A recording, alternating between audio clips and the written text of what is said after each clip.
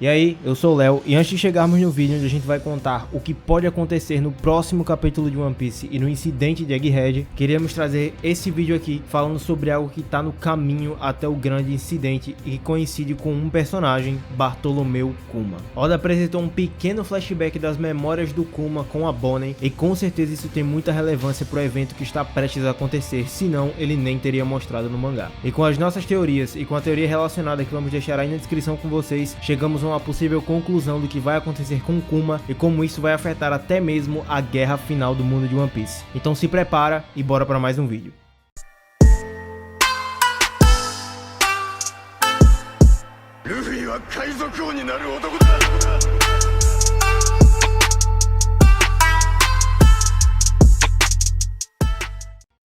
Existem alguns detalhes do que já vimos sobre o Kuma que podem ser muito relevantes para o que a gente vai comentar aqui. Um desses detalhes é que o jovem Kuma parece ter uma marca de escravos de celestiais em suas costas, mas essa marca é um pouco diferente da usual. Ela tem uma forma dos olhos de um Imu no centro. A gente pode ver alguns prédios no local e um dragão celestial observando enquanto outros escravos batem em Kuma, mas a gente não consegue saber que lugar é esse. Pensem comigo, se fosse Marjoyce, por que o Oda teria escondido isso? Por que ele não teria mostrado? Marjoyce já é bem estabelecida pra gente, a gente sabe que o Kuma já voltou lá diversas vezes. Não seria nenhuma surpresa se aquilo fosse Marjoyce e não tem por que o Oda estar escondendo essa informação, e isso só faz a gente pensar em outro possível lugar. Onde mais os celestiais, os dragões celestiais, poderiam governar nesse mundo, se não em Marjoyce? Uma terra onde eles poderiam ir, viver e governar os deuses desse mundo. É claro que a gente já tem uma resposta bem clara, e isso nos leva ao que a gente acredita ser o retorno do flashback do Kuma, e vai ser onde ele vai começar, só que dessa vez vai ter uma introdução adequada dita pelo narrador. Há 38 anos, Bartolomeu Kuma com 9 anos.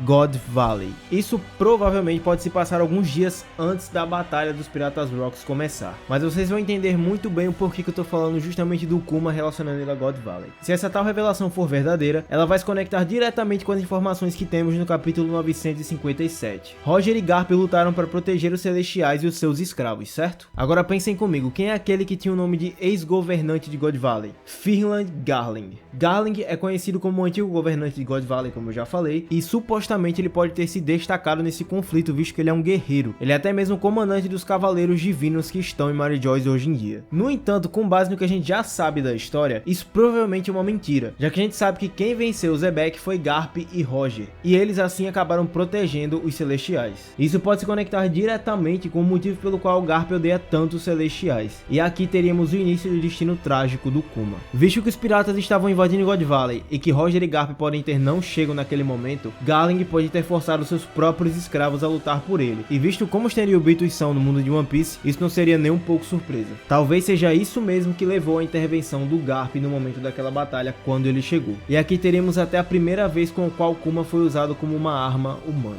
Se correlacionarmos todas essas possíveis informações, a gente pode acreditar que o flashback do Kuma seja um pequeno fragmento do flashback de God Valley, só que da perspectiva dele dessa vez. A gente pode testemunhar alguns momentos chave da batalha que foram mencionados anteriormente, só que do ponto de vista de Kuma como um dos escravos sendo protegidos. Isso porque o Oda já tem esquentado essa ideia dos Rocks, God Valley, apresentou o governante de God Valley agora, que é o Garling, e também introduziu as memórias do Kuma e o seu flashback, ou seja, todas as informações no momento do mangá estão soltas e prontas para serem interligadas. Se a gente testemunhar realmente essa batalha, a gente pode ir até a próxima fase do flashback do Kuma, a sua fuga da escravidão e o início da sua nova vida. Oda já mostrou pra gente como Kuma era mais jovem naquela época. Algumas pessoas e teoristas como New World Arthur já apontaram antes que o design do jovem Kuma pode ser muito baseada na história do Ninomiya Sontoku. Sontoku era um menino que perdeu os seus pais, mas ele reconstruiu a sua família aos 20 anos de idade e reconstruiu nada mais nada menos que 600 vilarejos em sua jornada. E olhem a aparência dele como se parece com o Kuma. Isso, é claro, se conecta diretamente ao nascimento da filha do Kuma, a Bonnie, e a formação do seu próprio reino, o reino Sorbet.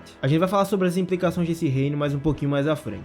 Durante essa fase da sua vida, aproximadamente entre os 10 aos 20 anos, quando Kuma fugiu da escravidão, ele pode ter vivido uma vida de andarilho até encontrar o seu caminho para conquistar tudo que conquistou, o seu reino, e constituir uma família, criando assim a sua filha. É provavelmente nessa jornada que Kuma conhece Monkey D. Dragon. É muito possível que Kuma e Dragon se conheceram quando eram adolescentes, e esse foi o começo do grupo conhecido como Lutadores da Liberdade ou Guerreiros de Libertação, aqueles que precederam os revolucionários. revolucionários. Vegapunk quase também faz parte desse grupo e de alguma maneira também era conhecido do Kuma por conta dessas conexões. Só que somente após o incidente de Ohara há 22 anos é que esse grupo evoluiu para o exército revolucionário que conhecemos hoje. Isso iria incluir, é claro, as origens do primeiro encontro entre Kuma e Ivankov. A gente sabe que Ivankov é praticamente um dos braços direitos do Dragon e com certeza está com o Dragon há muito tempo e também conhece o Kuma também há muito tempo. Afinal, essa pequena interação entre eles em Marineford mostra que eles eram amigos muito próximos e muito íntimos já de anos atrás. Muito provavelmente a gente vê até esse primeiro encontro deles no flashback do Kuma. Se combinarmos todas essas ligações, a gente pode concluir que o papel do Kuma nos Guerreiros da Liberdade era proteger pequenas aldeias das opressões do governo mundial, assim como a história de quem ele é inspirado, o Son Toku. Isso seria muito legal porque o exército revolucionário ainda não estava formado, então era apenas um bando que vivia por aí, salvando aldeias até se tornar o que se tornou hoje. E com a ajuda do Dragon e da Ivankov, Kuma em algum momento deve ter encontrado um lugar onde ele decidiu ficar, libertou essas aldeias e formou um reino, o reino de Sorbet.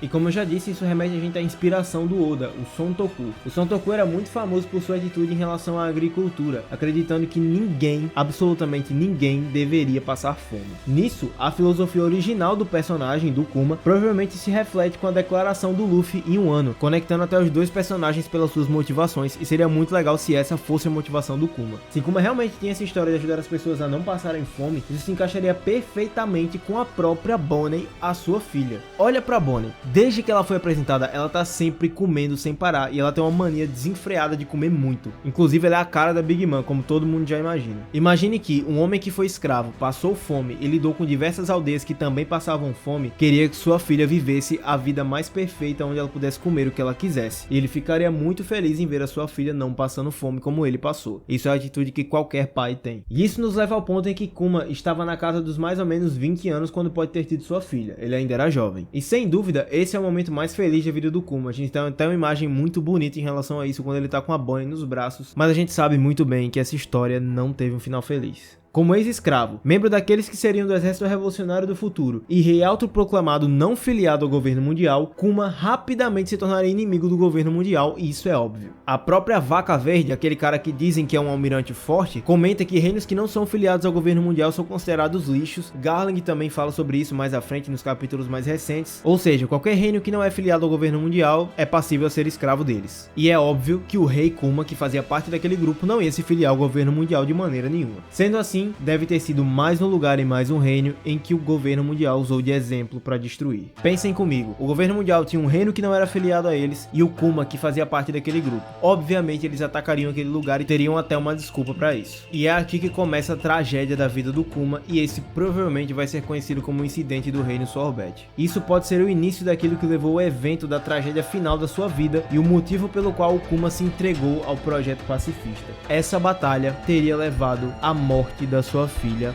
Bonnie. Se isso tudo for verdade, Bonnie teria morrido no incidente do reino Sorbet. Isso também poderia explicar como Kuma acabou sendo conhecido como o Tirano. A morte da sua filha teria feito Kuma agir com muito mais violência contra o governo mundial, óbvio, com toda a justificativa do mundo, e assim eles teriam usado essa desculpa para tornar ele o Tirano. Mas pera aí um segundo, como é que eu posso afirmar que a Bonnie tá morta se a Bonnie tá viva no mangá? Isso não faz o menor sentido, certo? Ou talvez faça. Isso poderia se conectar diretamente com os experimentos das memórias que Vegapunk estava conduzindo com o Kuma. A Bonnie que conhecemos hoje pode ser um clone feito a partir das memórias do Kuma. Ela é uma mulher feita de memórias. Se isso for verdade, explicaria por que Kuma entregou a sua própria vida e entregou a sua humanidade. Sacrificou as suas memórias e a sua humanidade, e é isso que permitiu com que Vegapunk conseguisse fazer a sua filha, a sua amada filha, ter uma segunda chance de vida. É muito curioso que até na cena em que Vegapunk e Kuma estão juntos, é comentado sobre o peso da alma dentro do corpo. Isso é um estudo até da nossa vida real, e é uma curiosidade que tá no mangá e pode também ser uma dica pra isso. É por isso que Vegapunk, por exemplo, fica tão espantado quando Bonnie quer acessar as memórias do Kuma. Talvez se ela tiver acesso a essas memórias, ela saiba o que aconteceu com ela mesma. Uma vida pela outra. Que pai não faria isso pela sua própria filha? Isso nos leva ao projeto pacifista. Apesar do ódio do Kuma pelo governo mundial e ele ser um revolucionário, ele se entregou voluntariamente a esse experimento. Ele sacrificou a sua humanidade se tornando uma arma humana. O último ato de humanidade do Kuma foi salvar o chapéu de palha em Sabaldi em uma missão possibilitada pelo próprio Vegapunk. A gente não sabe se Dragon estava envolvido nessa missão, mas parece que esse projeto pacifista será usado contra o governo governo mundial, e eu vou falar disso um pouquinho mais na frente. Essa é a importância do Kuma pro grande incidente que tá por vir. De qualquer maneira, Vegapunk teria usado a própria humanidade do Kuma e as suas memórias e também a fruta dele para dar vida a Bonnie, dar uma segunda chance para a filha dele. Assim, ele se entregou ao governo mundial, porque o governo mundial daria os recursos para Vegapunk fazer isso. Mas sobre o plano do Dragon, do Vegapunk e do Kuma. Não é muito curioso que eles odeiam o governo mundial, mas de certa maneira contribuíram para que Kuma se tornasse a arma que eles têm hoje em dia? Eu preciso trazer vocês ao evento que pode acontecer na guerra final e uma teoria muito boa que temos aqui. Vegapunk estava envolvido no projeto que descobriu o fator de linhagem. Junto com ele estava Jade e Caesar. No time skip, Frank vai para uma ilha, a ilha Karakuri. Essa ilha Karakuri aparece muito antes no mangá. Essa ilha aparece na história de capas do Enel. Na ilha Karakuri viveu um velhinho chamado Senhor Tsukimi. Tsukimi significa observador da lua e o nome dele combina perfeitamente pelo seguinte motivo. Ele reproduziu robôs humanoides iguais aos que Enel encontra na lua. Esses robôs até vão para a lua posteriormente. Acontece que é muito possível que esse estudo tenha originado os pacifistas. Sabe por quê? Porque a ilha Karakuri é a ilha de origem do Vegapunk. Vegapunk usou o mesmo projeto que existia na lua, que aquele velho reproduziu na Terra e criou os pacifistas a partir do DNA do Kuma, do fator de linhagem do Kuma. É a mesma coisa que ele fez com os Serafins, e os Serafins obviamente são iguais àqueles robôs. Mas eu quero chamar a atenção para um personagem, Vinsmoke Jade. Ele criou a Germa 66, a sua família, e o seu projeto é criar diversos clones, assim como o Vegapunk fez através do fator de linhagem, aqueles vários clones que a gente vê na ilha dele. Acontece que toda essa coisa dos clones que tanto o Vegapunk quanto o Jade faz tem um nome muito curioso que pode associar a outra obra e nos revelar o que pode acontecer na guerra final em relação ao Kuma. Germa 66. Onde mais um 66 e clones podem se relacionar? Se você é um pouco nerdola que nem eu, ou cinéfilo, sabe que existe a Ordem 66 que acontece em Star Wars, que é justamente quando os clones se voltam contra os Jedi e assim os Jedi são completamente destruídos, o ataque dos clones. Agora pensem comigo, Dragon odeia o governo mundial completamente. Kuma era um dos seus braços direitos. Vegapunk também não gosta do governo mundial por mais que trabalhe com eles. E o Kuma nem preciso comentar por tudo que eu já falei aqui nesse vídeo. Então por que ele se entregaria voluntariamente? Além de salvar a sua filha entregando a sua humanidade e as suas memórias, é porque Kuma vai ser usado para dar um ataque contra o governo mundial. Em algum momento Vegapunk e Dragon vão assumir o controle de todos os clones do Kuma e do próprio Kuma, para assim chegar o momento certo e atacar o governo mundial. É por isso que Dragon também está esperando o momento certo para atacar o governo, assim como é comentado com Sabo e Ivankov. Imagine na guerra final o momento que o exército revolucionário entra em cena, com Dragon fazendo todos os pacifistas e os SSG se voltarem contra o governo mundial, um verdadeiro ataque dos clones. Seria perfeitamente encaixado na história, até mesmo com o fato de essa tecnologia ser uma tecnologia do século perdido que o governo mundial tomou para si nos tempos atuais, e também seria a vingança perfeita de Bartolomeu Kuma. E esse pode ser um dos indícios daquilo que está por vir nos próximos capítulos de mangá de One Piece, e um dos primeiros passos após o incidente de Egghead. Mas sobre esse incidente, a gente vai trazer um vídeo aqui no canal falando exatamente o que pode acontecer e como isso vai impactar na obra de One Piece. Mas de qualquer maneira, temos até uma previsão para o próximo capítulo. O título do capítulo pode ser Bartolomeu Kuma. Kuma escala Redline, voltamos para Egghead, a gente vê o pacifista Mark III em ação tendo mais informações, a cena corta para Bonnie e suas memórias e o narrador começa. Há 38 anos, Bartolomeu Kuma com 9 anos.